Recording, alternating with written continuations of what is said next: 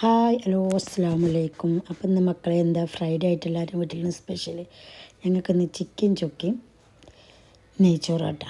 നല്ല അടിപൊളി കോമ്പിനേഷനാണ്. പിന്നെ ഒരുപാടായിട്ട് ഞാൻ ചിക്കൻ ചൊക്കയും നെയ്ച്ചോറും ആ ഒരു കോമ്പിനേഷൻ ഉണ്ടാക്കി നോക്കണമെന്ന് കരുതിയിട്ട് അപ്പം ഇന്ന് ഉണ്ടാക്കി നോക്കിയപ്പോൾ നല്ല ടേസ്റ്റ് ഉണ്ട്. പണ്ടൊക്കെ ഫ്രൈഡേ ആയിട്ടുണ്ടെങ്കിൽ ഫ്രൈഡേ മാത്രമേ ഞങ്ങളെ വീടിനടുത്ത് ബീഫ് അറവുണ്ടാവുക കേട്ടോ, പോത്തിൻ്റെ അറവുണ്ടാവുക. ഇന്നൊക്കെ ഇപ്പോൾ നമ്മൾ വിളിച്ച മിനിറ്റുകൾക്കുള്ളിൽ ബീഫ് നമ്മുടെ വീട്ടിലെത്തി. അപ്പോൾ അന്ന് ആ ബീഫ് വാങ്ങിച്ചിട്ട് സാദാ ചോറാണെങ്കിലും ബീഫും ഫ്രൈഡേ അന്നും മുതലേ ഫ്രൈഡേ സ്പെഷ്യലാട്ടാ. പിന്നെ കല്യാണം കഴിഞ്ഞ് ചെന്നപ്പോൾ അവിടുത്തെ നാട്ടിലായ കാരണം അവിടെ എന്നും ഇതേപോലെ ഫ്രൈഡേ ആയാൽ നെയ്ച്ചോറോ ബിരിയാണിയോ അതിന് തേഴ്സ്ഡേ ബിരിയാണി ആണെങ്കിലും വേണ്ടിയില്ല, ഫ്രൈഡേ എന്തെങ്കിലും സ്പെഷ്യൽ നിർബന്ധമാട്ടോ അവിടുത്തെ ഉപ്പാക്ക്. അപ്പോൾ ആ ശീലം 10-20 കൊല്ലമായിട്ടും ഞാനിതുവരെ തെറ്റിച്ചിട്ടില്ല കേട്ടോ.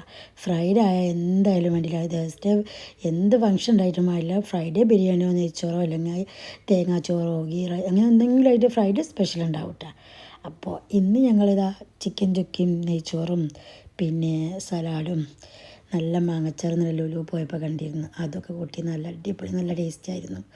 അപ്പോൾ ഇന്നലെ നെയ്ച്ചോറും മന്തിയൊക്കെ കഴിച്ചിരുന്നു രാത്രി. അപ്പോൾ മക്കൾ പറഞ്ഞു നമുക്കിന്ന് ഫ്രൈഡേ ഒന്നും വേണ്ട ഇട്ടാ, സദാ ചോറ് മതി ഇട്ടാ പറഞ്ഞു. പക്ഷേ ഇന്നലെ നേരെ വെളുത്തപ്പോൾ ഒക്കെ തോന്നി ഫ്രൈഡേ അപ്പോൾ ഇത്രയും കാര്യം നമ്മളായിട്ടൊരു സ്പെഷ്യൽ ഇല്ലാതിരുന്നിട്ടില്ല, അപ്പോൾ ഇന്ന് മാത്രമായിട്ട് വേണ്ടാന്ന് വിചാരിച്ചു.